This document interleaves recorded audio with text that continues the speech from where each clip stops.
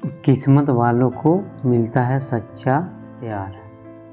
नमन New York अपने business meeting के लिए गया था और अब वहाँ का सारा काम ख़त्म करके आज इंडिया लौटा था। नमन मुंबई एयरपोर्ट पर इंतज़ार कर रहा था अपने ड्राइवर का, क्योंकि उसके ड्राइवर ने बोला था कि मैं वो एयरपोर्ट पे पिकअप करने के लिए आने वाला है। काफ़ी टाइम हो गया था लेकिन वो नहीं आया और न ही उसका कॉल लग रहा था। कुछ देर बाद नमन का फ़ोन भी स्विच ऑफ हो गया क्योंकि चार्ज नहीं था। इंतज़ार करते करते बहुत टाइम हो गया था तो नमन ने सोचा कि वो टैक्सी से ही चला जाए। फिर वो अपना सारा सामान लेकर एयरपोर्ट से बाहर निकला और टैक्सी की राह देख रहा था कि कोई आए। तभी एक टैक्सी आते देख नमन उसे हाथ दिखाकर रोका और जैसे ही बैठने गया तो एक लड़की दूसरी साइड से टैक्सी में बैठ गई। नमन ने कहा कि ये टैक्सी उसने रोकी है, तो वो बोली तो क्या हुआ, बैठी तो मैं पहले ना, आप दूसरी टैक्सी ले लो। नमन फिर उससे कहा कि आपको किस तरफ जाना है।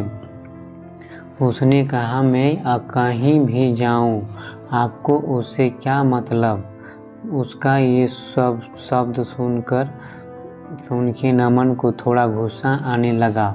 एक तो मैं कब से इंतज़ार कर रहा हूँ, ड्राइवर नहीं आया मेरा, और ये इधर मुझसे बहस कर रही है। फिर नमन भी टैक्सी में बैठ गया और बोला भैया चलो। वो लड़की ज़्यादा कुछ नहीं बोली और आगे चल के उसका घर आ गया तो वो नमन से पहले ही उतर गई और नमन आगे निकल गया टैक्सी में। फिर जब नमन को प्यास लगा तो वो पानी पीने के लिए पीछे वाले सीट से पानी की बोतल लेने गया तो देखा उधर एक छोटा सा हैंड पर्स था जिसमें एक पैन कार्ड, आधार कार्ड और एक छोटी सी डायरी थी। वो पर्स उस लड़की का था। नमन ने ड्राइवर को बोला कि देखो ये उस लड़की का पर्स इधर छूट गया है, तुम इससे पुलिस स्टेशन में जाके जमा कर देना। फिर वो ड्राइवर बोलने लगा कि नहीं साहब, मैं नहीं पढ़ना चाहता ये पुलिस के चक्कर में। वो 10 सवाल पूछते हैं, बार बार पुलिस स्टेशन बुलाते हैं। मैं ठहरा एक ड्राइवर, दिन भर गाड़ी चला के कुछ पैसे कमाता हूँ, अगर पुलिस स्टेशन के ही चक्कर काटते रह गया तो खाऊंगा क्या। साहब ये काम आप ही कर दो, आप पुलिस स्टेशन जाके जमा कर देना। फिर नमन ने सोचा ठीक है, मैं एक जिम्मेदार नागरिक होने के कारण ये तो कर ही सकता हूँ। और फिर नमन का घर आ गया। नमन ड्राइवर को उसका भाड़ा देकर उतर गया। नमन के घर में नमन के अलावा उसके मम्मी पापा रहते हैं। नमन उनसे मिला। वो पानी पीने के लिए पीछे वाले सीट से पानी की बोतल लेने गया तो देखा उधर एक छोटा सा हैंडपम्प पर्स है और एक छोटी सी डायरी थी। वो पर्स उस लड़की का था। नमन ने ड्राइवर को बोला कि देखो ये उस लड़की का पर्स इधर छूट गया है, तुम इससे पुलिस स्टेशन में जाके जमा कर देना। फिर वो ड्राइवर बोलने लगा कि नहीं साहब, मैं नहीं पढ़ना चाहता ये पुलिस के चक्कर में। वो 10 सवाल पूछते हैं, बार बार पुलिस स्टेशन बुलाते हैं। मैं ठहरा एक ड्राइवर, दिन भर गाड़ी चलाकर चला के कुछ पैसे कमाता हूँ। अगर पुलिस स्टेशन के ही चक्कर काटते रह गया तो खाऊंगा क्या? साहब, एक काम आप ही कर दो, आप पुलिस स्टेशन जाके जमा कर देना। फिर नमन ने सोचा, ठीक है, मैं एक जिम्मेदार नागरिक होने के कारण ये तो कर ही सकता हूँ। और फिर नमन का घर आ गया। नमन ड्राइवर को उसका भाड़ा देकर उतर गया। नमन के घर में नमन के अलावा उसके मम्मी पापा रहते हैं। नमन उनसे मिला, उनका हालचाल लिया और पूछा कि ड्राइवर आया क्यों नहीं एयरपोर्ट पर मुझे लेने। तो माँ ने बताया कि रास्ते में गाड़ी खराब हो गई तो उसने तुम्हें कॉल किया, लेकिन तुम्हारा फ़ोन ऑफ था। तो उसने घर पर कॉल करके बताया कि वो गाड़ी ठीक करवाने के लिए जा रहा है। नमन ने कहा ठीक है और अपने कमरे में चला गया आराम करने। जब नमन शाम को सो कर उठा तो अपना कमरा ठीक करने में जुट गया, जो कि बहुत बिखरा हुआ था। तभी नमन को उस लड़की का पर्स दिखा जो उससे गाड़ी में मिला था। नमन ने उसे खोला तो उसकी डायरी था। उसे निकाल के देखा। उसमें कुछ फ़ोन नंबर लिखे हुए थे। उसमें एक नाम था नीतू। नमन ने उस नंबर पर कॉल किया और उससे बोला कि मुझे एक पर्स मिला गाड़ी में जिसमें ये डायरी है, उसमें तुम्हारा नंबर है और एक पैन कार्ड और आधार कार्ड भी है। उसने पूछा कि आधार कार्ड पर नाम क्या है? नमन आधार कार्ड पर देखा तो बोला अनीशा। तो सामने से वो लड़की बोली, हाँ, ये मेरी दोस्त का पर्स है। वो मुझे बोली थी कि उसका पर्स कहीं खो गया है। मैं उसे बता देती हूँ और फिर आपका नंबर भी दे देती हूँ, वो आपको कॉल कर लेगी। नमन ने कहा ठीक है। थोड़ी देर बाद एक नंबर से कॉल आता है। फ़ोन उठाते ही सामने से एक लड़की बोलती है, मेरा पर्स आपके पास है। नमन ने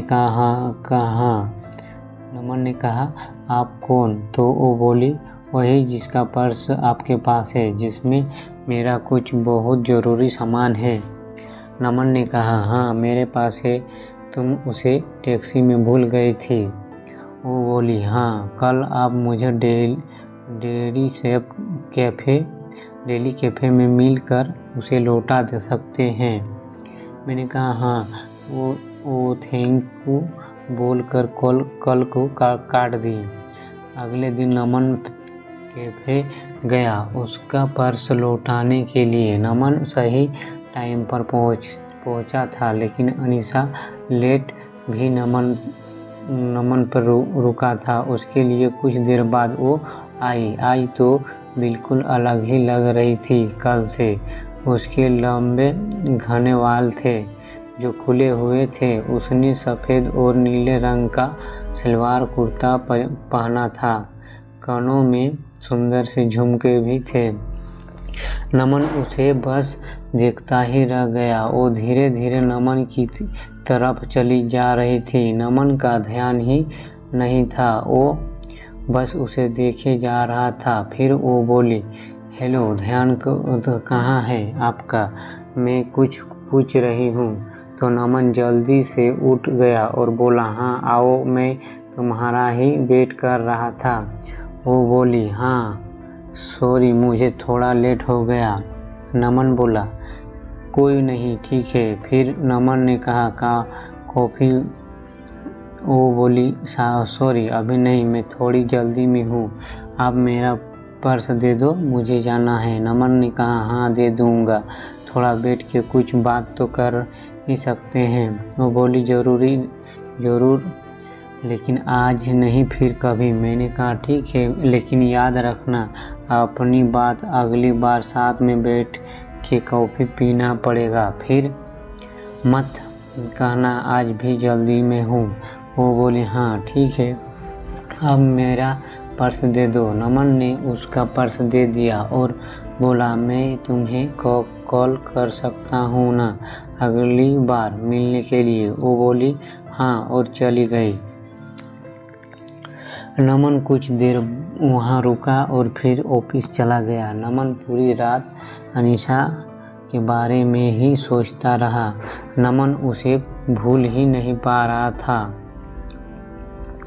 नमन को उसकी एक बात याद आ रही थी। अगले दिन नमन के कुछ दोस्त मिले और वो उसे बोलने लगे कि चल आज पार्टी करते हैं, बहुत दिन हो गया है हम दोस्तों ने साथ में पार्टी नहीं किया है। नमन ने कहा ठीक है, सब चल रहे हैं तो मैं भी चलता हूँ। फिर वो 5 दोस्त एक क्लब में गए। सब वहाँ बहुत नाचे साथ में, फिर थोड़ा ड्रिंक भी किया। तभी नमन की नज़र एक लड़की पर गई जो लगातार बहुत ड्रिंक कर रही थी। नमन ने ध्यान से देखा तो वो और कोई नहीं अनीशा थी। आज वो बहुत ही अलग लग रही थी। उस दिन जब वो नमन से मिली थी तो सलवार कुर्ते में आई थी और आज वो शॉर्ट स्कर्ट और टॉप में है और ड्रिंक कर रही है। नमन तो बिल्कुल ही चौंक गया उसे देखकर। नमन उसके पास जा ही रहा था उससे बात करने के लिए कि तब तक उसके दोस्त उसका हाथ पकड़ा और डांस करने के लिए लेकर गए। नमन की नज़र अनीशा पर ही थी, लेकिन थोड़ी ही देर में वो वहाँ से कहीं चली गई। फिर नमन ने उसे क्लब में इधर उधर ढूंढा, लेकिन वो नहीं मिली। घर जाकर नमन उसे कॉल किया, वो कॉल भी नहीं उठा रही थी। नमन उसे बहुत बार कॉल किया, लेकिन उसने नमन का एक भी कॉल का जवाब नहीं दिया। अगले दिन फिर नमन उसी टाइम पर क्लब गया ताकि अगर वो आज आई तो वो उधर ही उससे पूछ लेगा। नमन अंदर जाकर वेट कर रहा था, लेकिन वो नहीं आई आज। फिर नमन ने उसे कॉल किया। इस बार उसने कॉल उठाया। कॉल उठाते ही नमन उससे पूछा कहाँ हो तुम? वो बोली क्यों, क्या हुआ? मैंने उससे बोला कि कल मैंने तुम्हें क्लब में देखा था, तुम हद से ज़्यादा ड्रिंक कर रही थी, क्या हुआ है तुम्हें? कोई किसी बात का टेंशन है क्या? वो बोली नहीं और कॉल काट कर दी। नमन फिर उसे कॉल लगाया तो उसने कॉल नहीं उठाया। इस बार नमन वहाँ से घर चला गया। घर आकर उसने अनीशा को मैसेज किया कि अगर तुम्हें कोई किसी बात का टेंशन है तो मुझे बता सकती हो। उसका कोई रिप्लाई नहीं आया। 2-3 दिन हो चुके थे, अभी तक अनीशा ने कुछ नहीं कहा था। नमन फिर अनीशा को कॉल किया। उसने कॉल उठाया। नमन ने बड़े आराम से बोला कि तुमने कुछ रिप्लाई नहीं दिया मेरे मैसेज का। वो चुप ही थी। नमन ने फिर बोला ऐसे चुप नहीं रहो, कुछ बोलो, कुछ परेशानी हो तो बताओ, मैं तुम्हारी मदद कर सकता हूँ। फिर नमन ने कहा अच्छा चलो कल उसी कैफ़े में मिलो, तुम्हारा कॉफ़ी बाकी है एक मुझ पे। ओ हाँ ठीक है बोल कर कॉल रख दी। नमन बड़ी बेचैनी से कल का इंतज़ार कर रहा था। अगले दिन वो सुबह उठा, अच्छे से तैयार होकर अनीशा से मिलने के लिए निकला। आज नमन खुद टाइम से पहले आकर इंतज़ार कर रहा था। थोड़ी ही देर में अनीशा आई। वो बहुत सुंदर दिख रही थी। आज उसने जीन्स टॉप पहना था और बाल वैसे ही खुले थे। वो जैसे जैसे आगे आ रही थी चल के उसके बाल उसकी आँखों की तरफ आ रहे थे। वो उन्हें ठीक करती हुई आ रही थी। वो आके नमन के सामने वाले कुर्सी पर बैठ गई। वो शांत थी। नमन ने पूछा, कॉफ़ी होगी? से मुस्कुराहट के साथ बोली, हाँ। नमन ने वेटर को कॉफ़ी के लिए बोला और अनीशा से बोला, चलो अब बताओ क्या बात है जिससे तुम परेशान हो। पहले तो वो कुछ नहीं बोल रही थी। फिर नमन ने कहा, बोलो तो कुछ। वो बोली कि मैं मुंबई में अकेले रहती हूँ। यहाँ मैं अपना करियर बनाने के लिए आई हूँ। ये बोलते बोलते वो चुप हो गई। मैंने कहा, हाँ आगे बोलो, इसमें क्या हुआ? ये तो अच्छी बात है, तुम अपने करियर पे इतना ध्यान दे रही हो। फिर वो बोली, लेकिन अब नहीं हो पा रहा है। मेरा काम में बिल्कुल ध्यान नहीं रहता। मुझे अपने बॉस से बहुत बार अब डांट सुननी पड़ रही है और उसने तो ये तय कर लिया है तय कह दिया है कि अगर ऐसा ही चलता रहा तो वो मुझे नौकरी से निकाल देगा। 2 महीने हो गए हैं मेरे इस बर्तावों से मुझे रोज़ डांट सुननी पड़ती है। मैंने उसे पूछा, ऐसा क्या हो रहा है कि तुम इतनी परेशान रह रही हो? वो चुप हो गई और फिर थोड़ी देर बाद बोली, मुझे कैंसर हो गया है। ये सुनकर नमन घबरा गया। आगे वो बोलती रही, 2 महीने पहले मैंने चेकअप करवाया था तो डॉक्टर ने बोला कि मुझे कैंसर हो गया है। अभी 2nd स्टेज पर है। ये सुनकर मैं तब से परेशान रहती हूँ कि कैसे मैं सब करूँगी। मेरा इस दुनिया में कोई नहीं है। बचपन से ही मैं अनाथ हूँ। बस कुछ ऑफिस के दोस्त हैं। मैं ये बात अपने ऑफिस में भी नहीं बता सकती कि अगर बॉस को पता चला तो वो मुझे कहीं नौकरी से निकाल ना दे। 3 महीने पहले ही मेरा प्रमोशन हुआ है। मुझे हेड ऑफ द डिपार्टमेंट बनाया है और ये सब हो गया। मैं अब क्या करूं? कुछ समझ नहीं आ रहा है। ये सब सुनकर नमन ने धीरे से उसका हाथ अपने हाथ में लिया और बोला, तुम अकेले नहीं हो, मैं तुम्हारे साथ हूँ। वो चुपचाप नमन की ओर देखने लगे। नमन ने कहा, हाँ तुम सही सुन रही हो।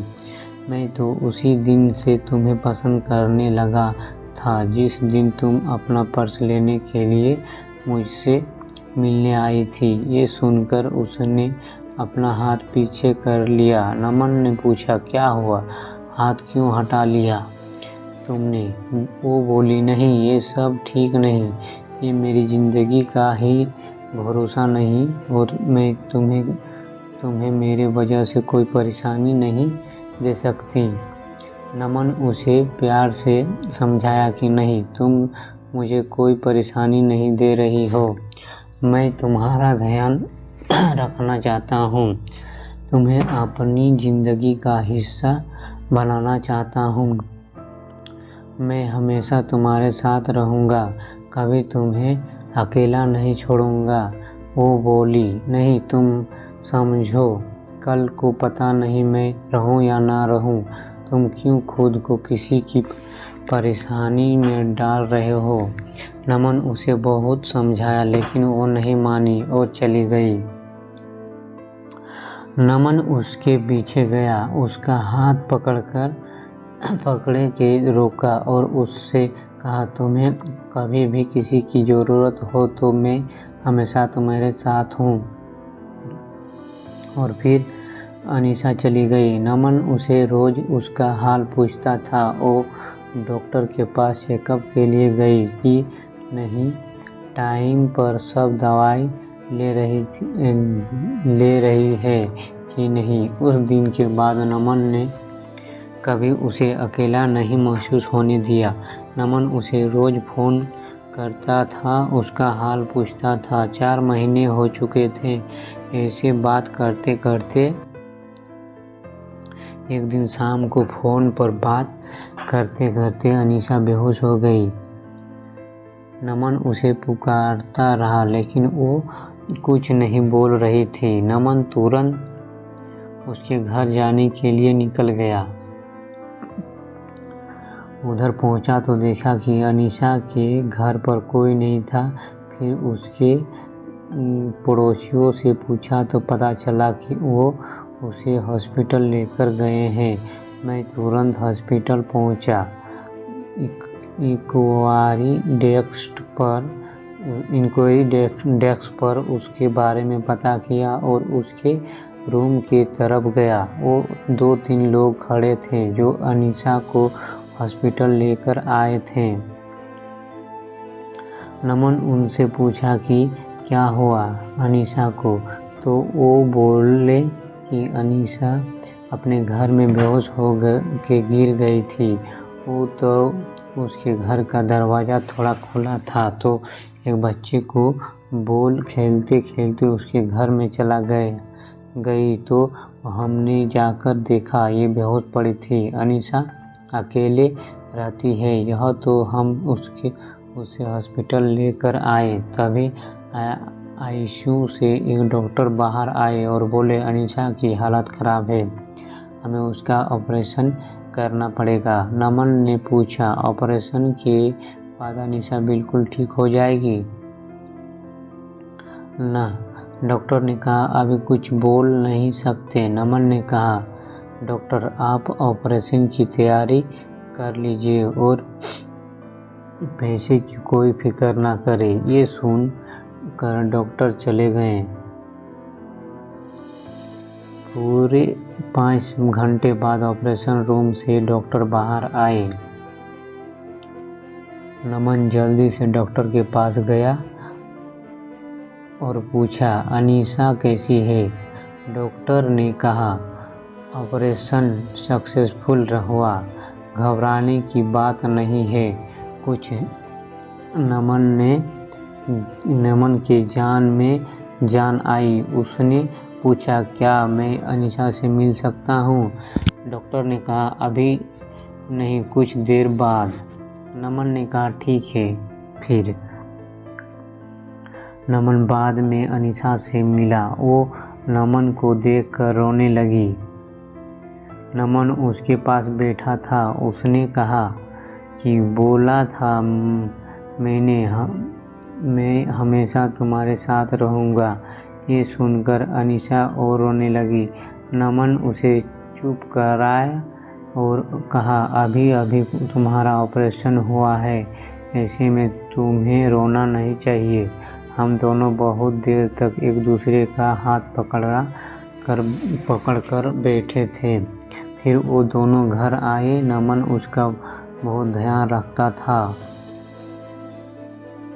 नमन ने अनीशा के बारे में अपने घर वालों को बता दिया था तो अब वो अनीशा के साथ ही रहता था, उसका ध्यान रखता था। जब अनीशा पूरी तरह से ठीक हो गई तब दोनों ने शादी कर ली और हमेशा के लिए दोनों एक साथ हो गए।